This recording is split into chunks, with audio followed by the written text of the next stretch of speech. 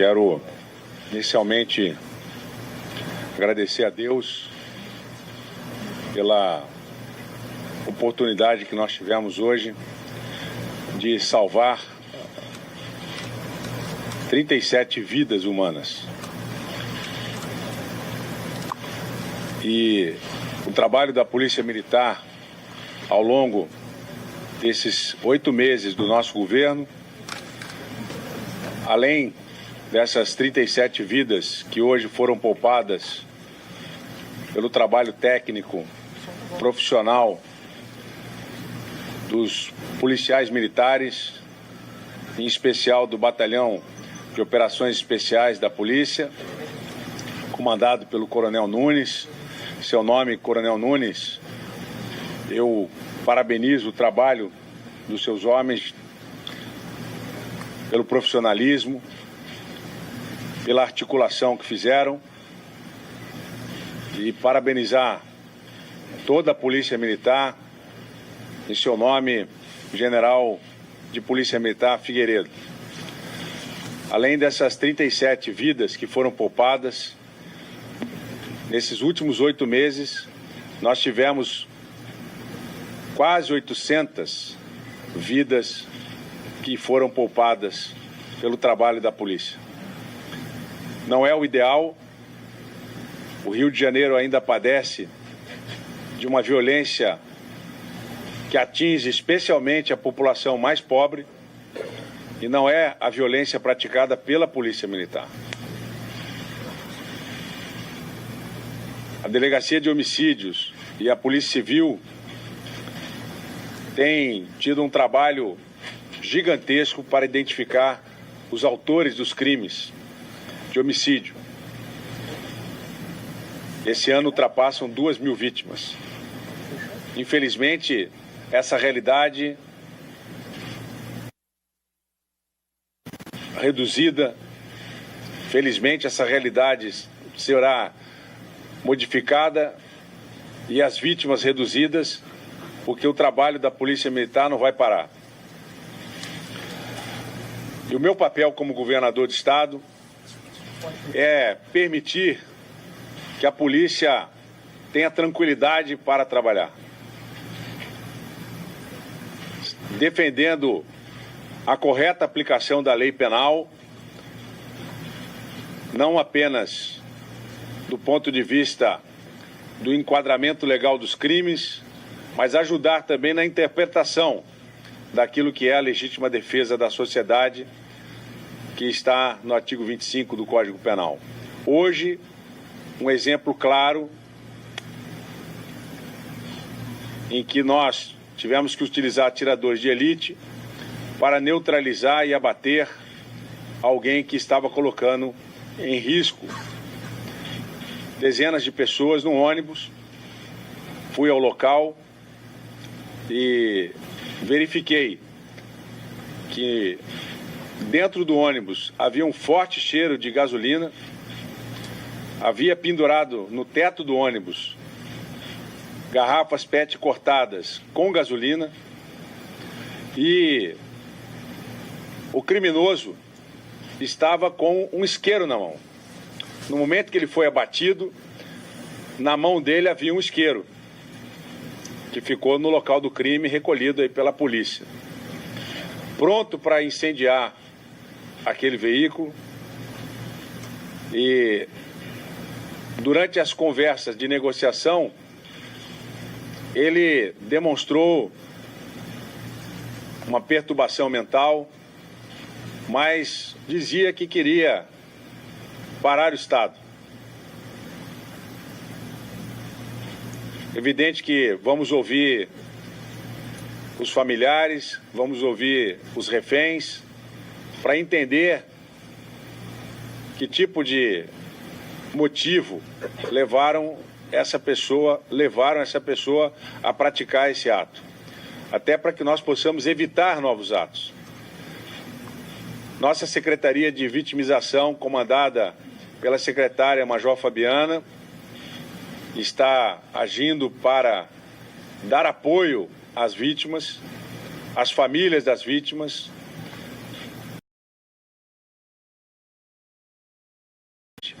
estamos acolhendo a família desta pessoa que sequestrou o ônibus. Conversei com um dos parentes, a mãe está muito abalada, se perguntando onde ela errou. Evidente que aqui não é o momento de se fazer esse tipo de indagação nessa hora. Disse a ela que nós vamos ajudá-la a superar esse momento difícil. No momento em que eu subi no ônibus para falar com as vítimas, disse a eles que, em nome do povo do estado do Rio de Janeiro, estávamos nos solidarizando com aquele momento que eles passaram. Durante a minha coletiva na ponte, tive que falar também com todos aqueles que estavam na ponte, tiveram seus trajetos interrompidos. Infelizmente, não foi o estado do Rio de Janeiro que provocou qualquer tipo de transtorno na vida das pessoas, mas foi necessário naquele momento. E ao estar no ônibus conversando com as vítimas e os reféns, nós tomamos a iniciativa de fazer uma oração pelo falecimento dessa pessoa que tomou essa decisão de colocar em risco outras vidas humanas e desrespeitar a lei. Fizemos a oração, o Pai Nosso, e pedi a eles que deixassem a Polícia Militar cuidar naquele momento deles, para que eles possam recuperar e retomar o curso das suas vidas. E é difícil, mas deixar isso no passado, e nós trabalhamos para que não aconteça mais. Nossa Polícia Militar mostrou a capacidade técnica, operacional, contou com o apoio da Polícia Rodoviária Federal a todo tempo. Ali E no momento que o BOP assumiu, a Polícia Rodoviária Federal imediatamente deu apoio, mostrando que as instituições que o Brasil possui têm capacitação técnica, que falta são mais recursos. Precisamos de mais policiais rodoviários federais, precisamos prover a nossa polícia com mais capacidade técnica para que nós possamos dar mais proteção à sociedade. Eu tenho certeza que nós ainda temos muito trabalho a fazer para conter a violência e para proteger a população, especialmente a população mais pobre, que sofre com a violência urbana. E tenho certeza de que nós estamos no caminho certo. Mais uma vez, General Figueiredo, agradeço o apoio do Coronel Flis, nosso porta-voz da Polícia Militar, tem sido um porta-voz que muito bem sintetiza o pensamento do governo, porque a Polícia Militar atua em conformidade com o programa de governo que nós estabelecemos durante a campanha, e o Coronel Flis tem sido um porta-voz que muito bem sintetiza aquilo que pensamos sobre as operações policiais. E se erros acontecem, nós temos que corrigi-los. Hoje, graças a Deus, não houve erro. Agimos corretamente. E no momento que eu desci do helicóptero naquele local, a população aplaudiu, não pela morte do criminoso, mas aplaudiu por termos salvado vidas humanas. E eu não pude também me conter naquele momento de estar feliz de ver que aquelas pessoas iam voltar para casa. Nenhuma vítima ali foi atingida pelo criminoso, que ameaçava inclusive se jogar da ponte com um dos reféns. Então foi um momento muito difícil. O Coronel Nunes relatou a dificuldade daquele local de operações para posicionar os atiradores, para posicionar o corpo de bombeiros para eventual fogo que tivesse acionado naquele veículo, o Corpo de Bombeiros estava presente, atuante, mas rapidamente mobilizado. E eu estou acompanhando desde os primeiros segundos todos esses fatos e dando à Polícia Militar, ao Corpo de Bombeiros, à Polícia Rodoviária Federal, o meu empenho como governante. Se preciso for, ligar para o presidente da República, ligar para os prefeitos, para tomar qualquer providência, eu estava ali à disposição. E a Polícia Militar tomou as decisões que tomou, porque ela é o órgão capacitado para decidir o que fazer naqueles momentos cruciais. Já tive outras oportunidades de trabalho com a Polícia Militar, por ocasião da desocupação do Museu do Índio, quando eu ainda era juiz federal. E a Polícia Militar tem no BOP excelentes negociadores e profissionais altamente capacitados para tomar as decisões corretas. Eu apenas fui o articulador político para que eles tenham a tranquilidade de fazer o trabalho deles e, se preciso fosse, agir politicamente em outros canais. Então, obrigado pela cobertura da imprensa, obrigado a todos aqueles que trabalharam na cobertura desta ação, dando visibilidade e só no momento mais crítico, até para a segurança da operação, tivemos que afastar a imprensa, até para que o criminoso não soubesse das ações da polícia, que poderia denunciar a técnica que estava sendo utilizada e naquele momento não havia como dar transparência à ação do policial. Mas todo momento a imprensa teve livre acesso, inclusive por determinação minha, para que pudesse noticiar esse fato e nós aprendemos com ele. Então agradeço a oportunidade que Deus está me dando de governar esse estado maravilhoso, juntamente com o meu vice-governador Cláudio Castro, que tem sempre me ajudado nas decisões difíceis e estava ali a todo tempo comigo também, se preciso fosse. Graças a Deus o coração aguentou e o nosso vice não precisou entrar em ação e nós tivemos uma missão cumprida.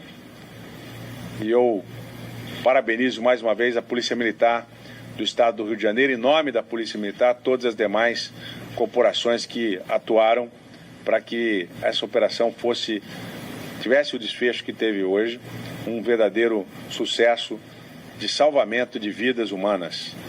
E mais uma vez eu lamento pela morte do agressor, que Deus tenha piedade da sua alma e nós vamos continuar orando para que outros não tenham a mesma vontade de fazer esse tipo de atrocidade.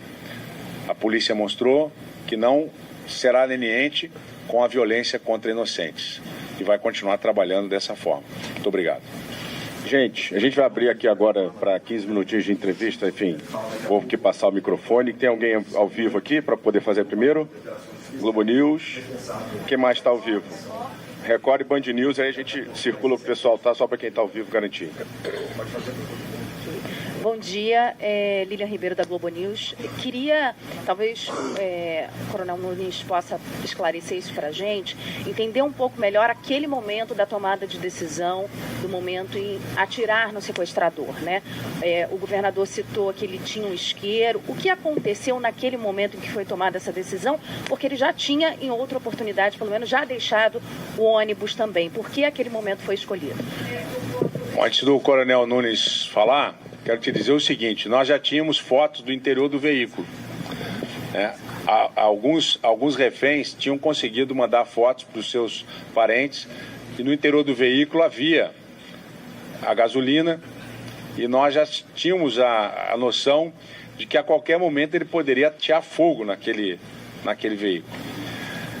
E os atiradores aguardaram a melhor oportunidade, em razão da localidade.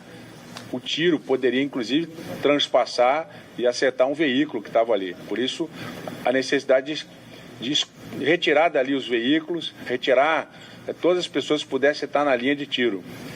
Então, no momento que os atiradores identificaram que ele esteve mais exposto, foi o momento que tomaram a decisão de efetuar o disparo. Era um casaco. Não tem como. Bom, eu não estava lá no momento, vou passar a palavra para o Coronel Nunes. Correto. Calma, senhores. Tá. Primeiro, deixar bem claro. O Batalhão de Operações Especiais, ele segue protocolos. Protocolos, inclusive, internacionais nesse tipo de ocorrência. Todos os procedimentos operacionais foram tomados para a preservação da vida de todos, inclusive do tomador. Vocês podem ter a noção que nós conseguimos retirar com vida seis vítimas que estavam dentro do ônibus com a negociação. 90% das nossas ocorrências são resolvidas com a negociação. Porém, quando vidas humanas são colocadas em riscos, temos que tomar decisões. E naquele momento a negociação que estava uma negociação real, para tentar dissuadir a posição daquele tomador, por algumas questões internas que foram acontecendo, nós tínhamos psicólogos no local que fizeram um perfil dele. Ele tem um perfil psicótico, então ele tinha altos e baixos. E a partir do momento que ele cessa o contato direto com o meu negociador, a negociação passa a ser tática. Na negociação tática, os meus atiradores posicionados, eles tinham a possibilidade, na melhor oportunidade, que evitasse maiores danos colaterais, efetuar os disparos para preservar as vidas que estavam dentro daquele ônibus. E assim foi feito, ele fez o disparo, naquele momento ele veio a cair e todos os outros procedimentos de varredura foram tomados. Quantos disparos, comandante? Quantos atingiram o rapaz? Por favor. Questões técnicas e sigilosas serão apresentadas somente à Delegacia de Homicídios, que está relatando a ocorrência. Questões técnicas nossas, tá? Naquele momento, o Timeline, ele vinha fazendo alguns procedimentos, alguns contatos, alegando que iria se matar, queria se jogar, como o governador falou, da ponte com o refém, poderia até atirar fogo, pediu dinheiro para tentar, senão ia matar 10 reféns. Então ele estava com um perfil, estava difícil manter uma negociação para que se acabasse com todos bem. Então, na primeira oportunidade que ele saiu do ônibus, ele antes daquele momento apontou a arma para uma das vítimas. E aí ele voltou para o ônibus. Entendam, senhores, a todo momento temos que levar em consideração sempre que o armamento era real.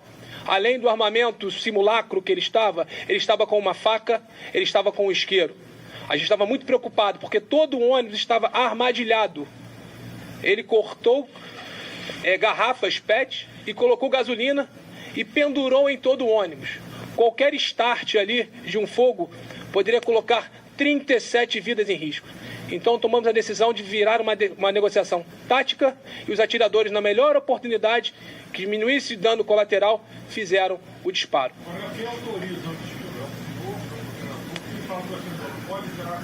Protocolos são da Polícia Militar. O governador deixou bem claro, deixou todas as possibilidades, ele dá nossas condições de trabalho. O governador deu total condições de trabalho e autonomia para a tomada de decisão. Tá? A ordem para o SNAP, ele virou de uma negociação real para uma negociação tática. E isso foi do gerente da crise. Eu, comandante do BOP. Coronel. Ele virou. A oportunidade do time do disparo é a oportunidade que o atirador verifica melhor posicionamento que diminui o máximo o dano colateral. Coronel, aqui Mariana da News, peraí, gente, Mariana da Band, também da Band News TV. Só depois de quanto tempo de negociação que vocês concluíram que a negociação realmente não era viável, que vocês estavam lidando com alguém desequilibrado emocionalmente, que não poderia avançar nessa negociação e que teria que partir para a questão tática mesmo, depois de quanto tempo, mais ou menos? Quantos tiros foram de fato disparados e o atingiram? Porque no primeiro momento veio informação da própria Polícia Militar de que ele morreu no local. Mas logo depois, quer dizer, um pouco depois, a gente recebeu uma nota da Secretaria Municipal de Saúde falando que no Souza Aguiar, para onde ele foi levado, constataram que ele estava em parada cardiorrespiratória, ainda vivo, portanto. Então, eu queria saber quantos disparos, onde ele foi atingido e primeiro, quando vocês perceberam que a negociação era inevitável, se as outras vezes que ele apareceu se expor para a gente que estava acompanhando de longe, ainda estava se tentando alguma negociação, por isso não houve o disparo? Que vocês... Como eu falei inicialmente, o Batalhão de Operações Especiais vai sempre priorizar a preservação da vida. O meu negociador vai tentar a todo momento preservar a vida de todos. E até o acompanhamento da psicóloga foi muito importante. tá? Naquele momento. Ela traçou um perfil dele pela negociação, ela fez entrevista com as vítimas que tinham sido retiradas do recinto, ela fez entrevista com familiares dele, que inclusive já vinham falando que ele estava num surto psicótico, já se isolava da família, disse que queria parar o Rio de Janeiro, similar a uma outra ocorrência. Então, por aquelas chaves, nesse momento que ele depois saiu com o refém, com a arma apontada para a cabeça, vamos passar para a negociação tática, que naquele momento pode ser mais risco para a vida daquelas pessoas. Mais ou menos mais 2 horas, né? Porque eles estão colhendo dados ainda para apresentar na delegacia de homicídios. Então isso foi bem claro, os tiros disparados, os necessários para ele parar o movimento dele. Porque o movimento dele de ligar um isqueiro ou acionar, por exemplo, uma arma de choque que ele estava também na sua posse, poderia deflagrar um incêndio naquele ônibus. E retirar as vítimas é um ambiente fechado. A gente não tinha visualização direta do que tinha lá dentro. Então era bem complexo. Pessoas poderiam se ferir ainda mais. Então foi tomada a decisão, foi feito disparo pelo atirador e foi feito resgate de 37 vidas. O necessário para que ele parasse. Por favor, nesse momento foi o necessário para ele parar o movimento que poderia deixar em risco as vítimas naquele ônibus. Nesse momento quem vai poder falar é a perícia, quando fazia a avaliação do rapaz. Pergunta para o governador Wilson Witzel. Adriana da Record, governador, nós estamos ao vivo. Já que o senhor conversou com a família e teve a oportunidade de falar com a mãe, os familiares disseram, já como o comandante disse, que o rapaz já estava em um surto psicótico há alguns dias. Mas ela teria ideia do motivo pelo qual ele fez isso? Ela chegou a desbolsar alguma coisa quando conversou com o senhor? Não, eu evitei entrar em detalhes, apenas conversei com um dos familiares dele, não sei qual grau parentesco, ele se apresentou como familiar e disse que a mãe dele, do agressor, estava no local. Então eu pedi para que o batalhão da Polícia Militar recolhesse, para que não ficasse exposto, até porque poderia sofrer algum tipo de agressão da população, alguma razão, para preservar até a integridade física dele. Eu pedi que ele fosse protegido pela polícia e caminhado para o batalhão, até para que ele possa prestar o depoimento, a mãe possa prestar o depoimento, se naquele momento for possível, se não, em outro momento adequado. Mas ele estava só lamentando onde foi que nós erramos, o que aconteceu. Uma família que sempre deu amor, para todo mundo, a mãe sempre parece uma pessoa presente. Então agora nós vamos tirar algumas conclusões, do que efetivamente motivou ele a tomar essa iniciativa. Então, acredito eu que agora a gente vai aguardar os depoimentos para poder fazer o estudo de caso e entender exatamente qual foi a dinâmica que precedeu a atuação dele no ônibus. Governador.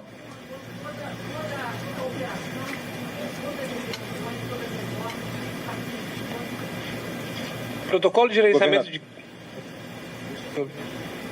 O protocolo de gerenciamento de crise, ele tem no local um gerente da crise. Nesse caso, fui eu o gerente da crise. Colhendo dados de todos os responsáveis pelas alternativas táticas, nós fizemos um centro de comando e controle improvisado no local e todas as informações eram colhidas e tinham a tomada de decisão. Então, eu utilizo sempre meu time altamente qualificado para tomar as decisões mais importantes naquele cenário da crise. Mas a decisão final é minha.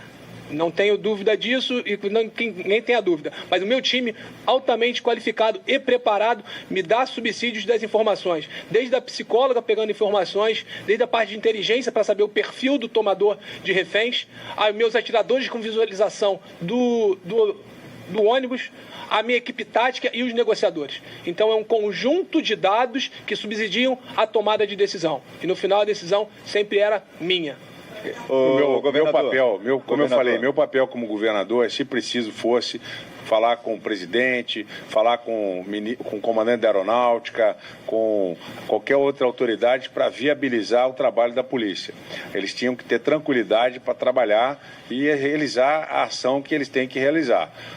Não pode haver interferência e eles têm que tomar a decisão. Então, meu papel é permitir que eles não tivessem interferência e pudessem realizar o trabalho deles. E, se preciso for, politicamente, falar com outras autoridades para que eles tivessem essa liberdade de ação. O governador Maicon Mendes, da TV Bandeirantes de São Paulo, boa tarde. Boa tarde. Queria só que o senhor explicasse um pouquinho mais sobre isso, igual o comandante do VOP acabou explicando a parte técnica. O senhor, como governador do Rio de Janeiro, o senhor dá carta branca para a polícia para agir de forma estudada? Lógico. Para agir dessa forma em outros eventos, se ocorrer? Evidente. Eu, inclusive, já venho defendendo que aqueles que estão portando fuzil são ameaça em potencial. Esse é um caso até extremo, de fazer as vítimas de um ônibus. Mas a sociedade hoje é vítima de vários criminosos que ostentam armamento bélico e que há alguns entendimentos de que eles não possam ser abatidos. Se a polícia tiver autorização para fazer o trabalho que ela tem que fazer, e nós chegarmos a essa conclusão, certamente muitas vidas serão poupadas. Então, o que nós temos que discutir é exatamente essa questão, que hoje ainda há doutrinadores na área do direito penal que entendem que só pode ser abatido quem tiver de fuzil se ele estiver apontando para a polícia e atirando. Eu tenho um entendimento diverso. No meu entendimento, a injusta agressão atual e iminente, ela ocorre no momento que você está portando um fuzil. Se você está portando um fuzil, aonde quer que você esteja, você está colocando em risco a sociedade. Quem está com um fuzil, que é uma arma de guerra, está imediatamente colocando a sociedade em risco. E quando se diz que ele tem que ser abatido, alguns se levantam e dizem, é pena de morte. Não, não é pena de morte. Pena de morte é outra questão. O que a lei permite é a imediata paralisação de uma injusta agressão para a sociedade, que uma hora ele vai usar o fuzil. Ele vai usar contra a polícia. Então nós temos que esperar ele usar o fuzil. Então nós temos hoje atiradores especializados para entrar em ação e tomar essas decisões, sem colocar em risco a população local. Mas se nós fizéssemos isso, e esse é um entendimento que nós precisamos trabalhar. Eu já tenho até pensado em ingressar com alguma medida judicial junto ao Supremo Tribunal Federal para nós extrairmos esse entendimento.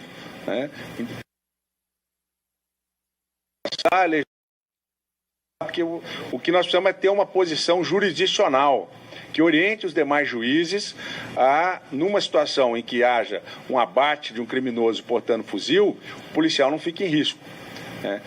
Então, a nossa polícia tem tido esse respaldo, mas ainda há uma divisão doutrinária de posições em que a polícia, no Brasil todo, ela está, no Brasil, colocado sempre em situação de cheque quando se fala de alguém que está com fuzil. Já chegaram a chamar até essa pessoa que está com fuzil a tiracolo de cidadão. Ele é um criminoso. Quem está com uma arma de guerra é um criminoso. E ele pode fazer o que nós estamos assistindo hoje, nesse caso do ônibus. Qualquer um que tenha um fuzil na mão é uma ameaça em potencial à sociedade. Então, se hoje esse foi abatido, por que aqueles que estão de fuzil não podem ser abatidos? Então, a sociedade precisa tomar essa decisão. E nós podemos sim, devemos e vamos provocar o Supremo Tribunal para dar uma interpretação jurisdicional para isso. O que não pode é continuarmos com pessoas causando na sociedade mais vítimas. Se nós temos hoje mais de 2.000 pessoas que morreram, elas não morreram pelas armas da Polícia Militar. Elas morreram pelas armas de criminosos, guerras de facção, que têm ao seu livre-arbítrio e a facilidade de utilizar esses armamentos. E é preciso também que o Brasil tome posições um pouco mais duras em relação a países que permitem o tráfico de armas. Então, o Brasil precisa se posicionar em relação a isso. É uma questão que eu já tenho levado ao ministro Ernesto Itamaraty. Um momento importante agora na ONU, o Brasil trabalhar essa questão na ONU em relação a países que comercializam armas livremente, como é o caso do Paraguai, e essas armas têm entrada. A Polícia Rodoviária Federal tem feito inúmeras apreensões de armas que vêm do Paraguai. Não é isso? né? As armas vêm do Paraguai. Então o Brasil precisa tomar uma postura mais dura em relação ao Paraguai, para que ele tenha um controle mais efetivo das armas que são vendidas para cá. Então são medidas que têm que ser tomadas. Então, e tudo isso sim estimula a violência. Não é a ação da polícia que estimula a violência, muito menos a minha.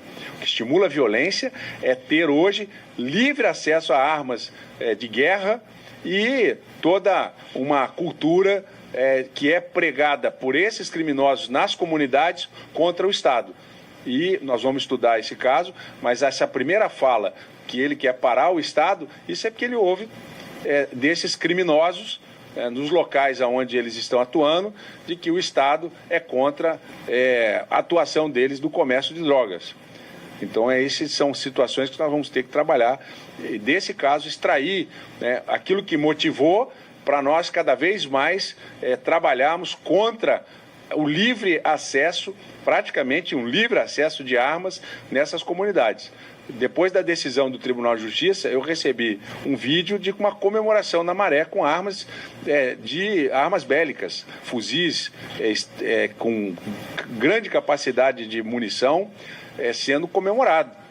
Então, nós temos que tomar essa posição. A polícia faz operações, é uma polícia muito preparada.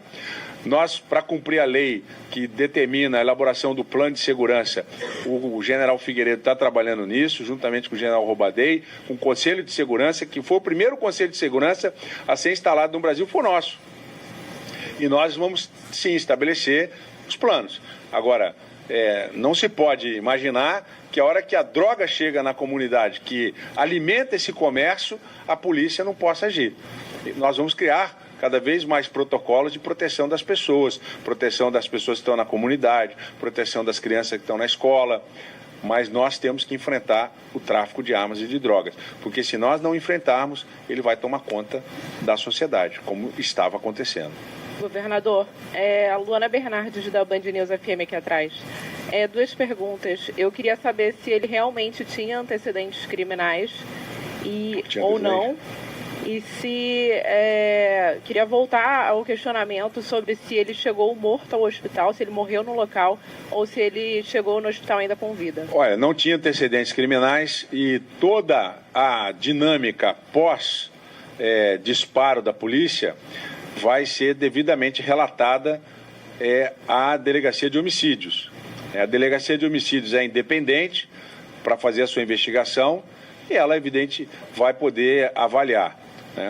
E do ponto de vista da dinâmica dos fatos, eu que já fiz centenas de tribunais do júri como defensor público, posso te dizer que a ação do policial neste momento, depois de ver o cenário do crime, é absolutamente legítima, incontestável. Agora, o resultado de todos os demais atos posteriores ao disparo, ele sim tem que ser avaliado. Mas acredito e tenho convicção de que se pudesse ser salvo, ele seria salvo. A polícia já deu demonstrações em outras situações de que, mesmo tendo atingido o agressor, é uma orientação protocolar da polícia levar para o hospital. A polícia não quer a morte de ninguém, nem mesmo dos agressores. O policial é preparado para isso. Nós trabalhamos isso com o policial. Gente, olha só queria pedir aqui mais uma perguntinha aqui da Elenilson, que a gente já está no nosso tempo. Só para passar aqui, cara, sinto muito. Enfim, todo mundo já fez pergunta aí, Ítalo. Sim, Elenilson vai fazer.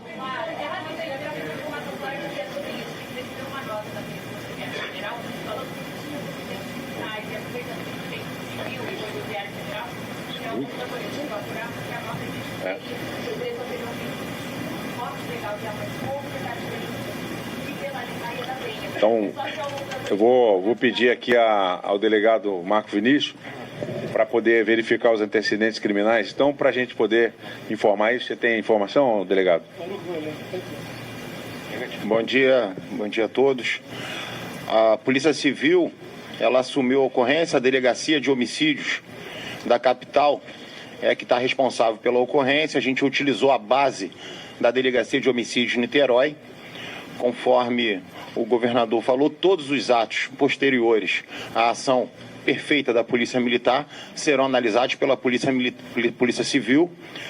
Realizamos a perícia, vamos ouvir testemunhas, as vítimas, os familiares e o inquérito será relatado com certeza em 30 dias. É o que eu posso adiantar. Oba. Na base de dados consta aí de 100 antecedentes criminais. Governador, Helenilce do Jornal o Globo, na verdade, sim, o senhor comentou ainda há pouco que não pôde se conter, né, ao final da operação em que resultou no óbito do sequestrador.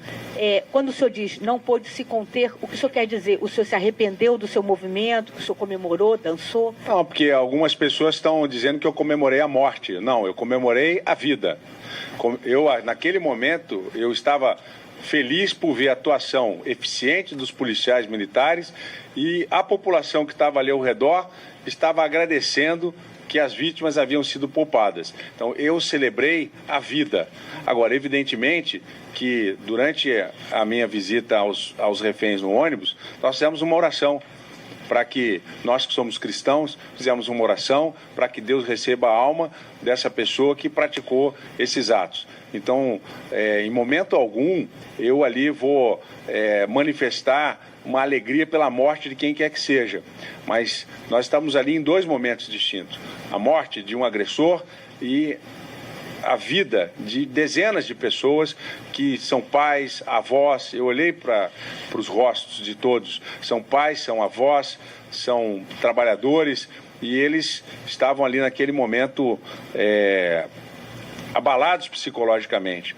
Então eu tive a oportunidade de falar com eles, fizemos uma oração e agradecemos pelo final, que para eles foi um final muito melhor do que para o agressor. E, infelizmente, é assim que tem que ser. Aqueles que desafiam a lei, agridem as pessoas e colocam em risco a vida alheia, está no Código Penal, no artigo 25.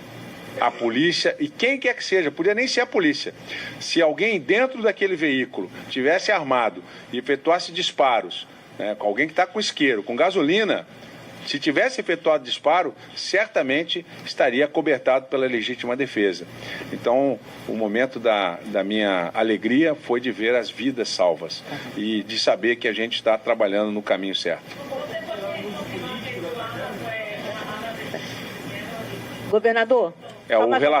O relatório de toda a dinâmica do que ele estava aportando foi recolhido pela perícia da Polícia Civil.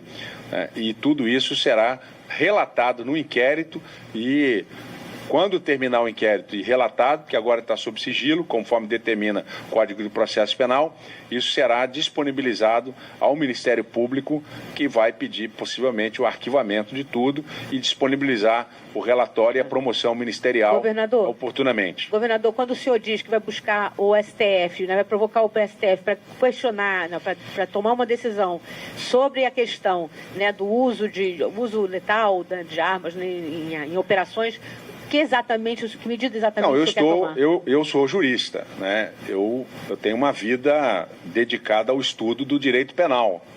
Então, há na Constituição uma ação que pode ser levada ao Supremo Tribunal Federal, que é uma ação de descumprimento de preceito fundamental.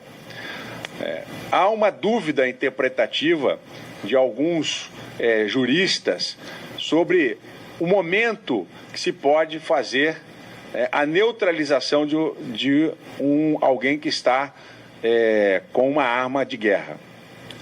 Se nós estivéssemos na guerra, a autorização de engajamento, como foi no Haiti. No Haiti, a ONU, em razão do país estar sendo ocupado, é que dá a delimitação das regras para a atuação das forças de paz e de atuação na ONU. E lá até a regra de engajamento, alguém de fuzil a tiracolo, fuzil nas costas, não interessa, era batido, para preservar a vida dos agentes da ONU e da população. Então essa é uma discussão que tem que ser travada no Brasil. Hoje, nas comunidades do Rio de Janeiro, os criminosos desfilam de fuzil pela comunidade. Como os nossos policiais andam nas ruas hoje de fuzil, eles desfilam na comunidade. E quando a polícia vai para a comunidade, eles disparam contra a polícia e mais, disparam contra inocentes. Então nós precisamos entender essa dinâmica e é preciso que jurisdicionalmente haja uma posição, penso eu que o Supremo pode tomar essa decisão, de interpretar corretamente o artigo 25 do Código Penal. O artigo 25 estabelece que a agressão iminente é alguém que está de fuzil em bandoleira e pode e deve ser abatido por um atirador de elite. Gente, então veja, por favor. A situação de hoje não se compara. São situações diferentes, mas se não houvesse a imediata atuação dos atiradores de elite, teríamos hoje que chorar sobre o caixão de várias vítimas queimadas. Né? E nós estamos com alto índice de violência nas comunidades. Aonde estão morrendo as pessoas? Delegado Marco Vinícius, na Baixada Fluminense, o senhor pode comentar a quantidade de pessoas mortas e vitimadas pelas facções criminosas?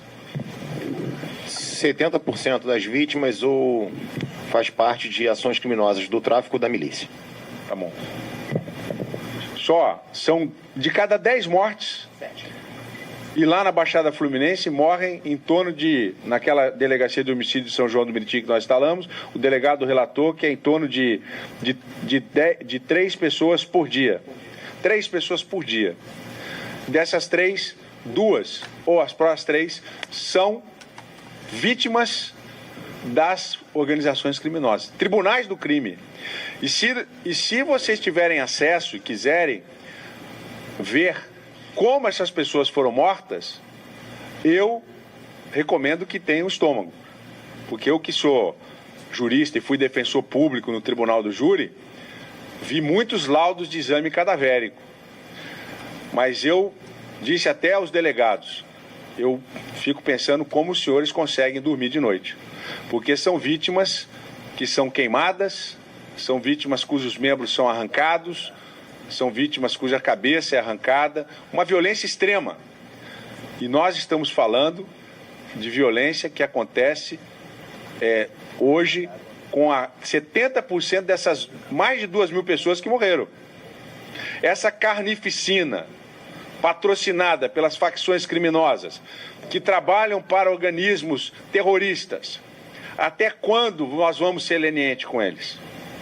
Não importa quem são, por que decidiram estar no crime organizado, por que decidiram empunhar um fuzil.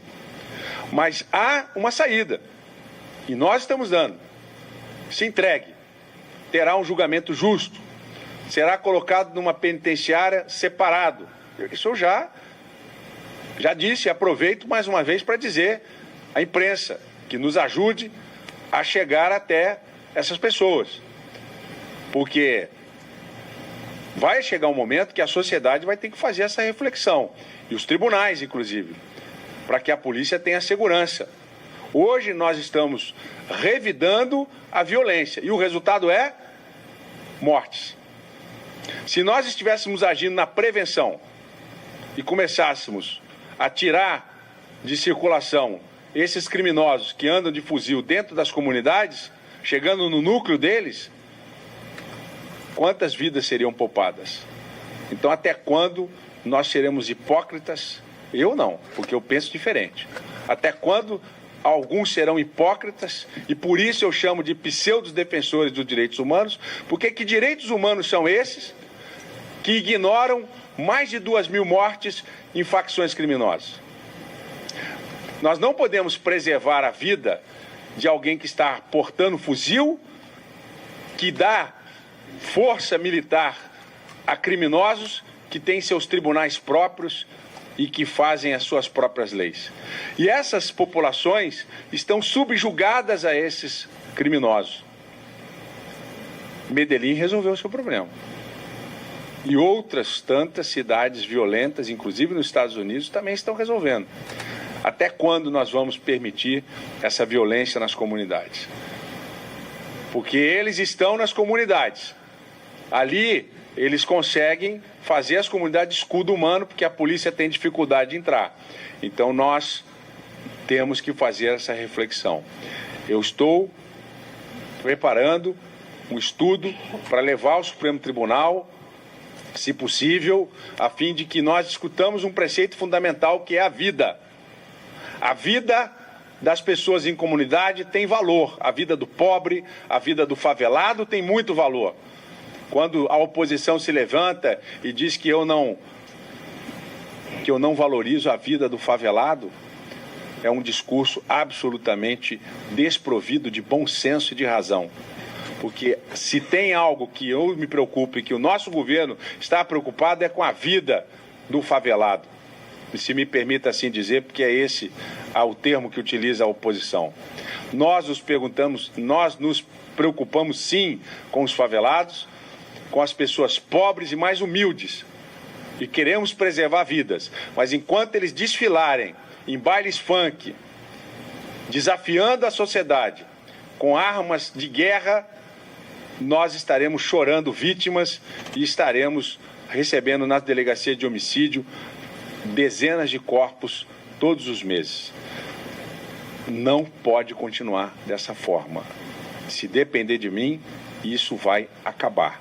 E vai acabar logo, porque nós não vamos mais permitir que esse tipo de coisa continue acontecendo e estimulando fatos como o que hoje. Vamos investigar, mas eu tenho na minha convicção de que este fato que ocorreu hoje tem vinculação com o crime organizado, que estimula esse tipo de ação terrorista. E nós temos que tomar as providências imediatas para fazer cessar essas atividades criminosas. Gente, minha convicção. O meu entendimento, como estudioso, porque vocês ouvem um monte de especialistas aí, esquece que eu também sou especialista.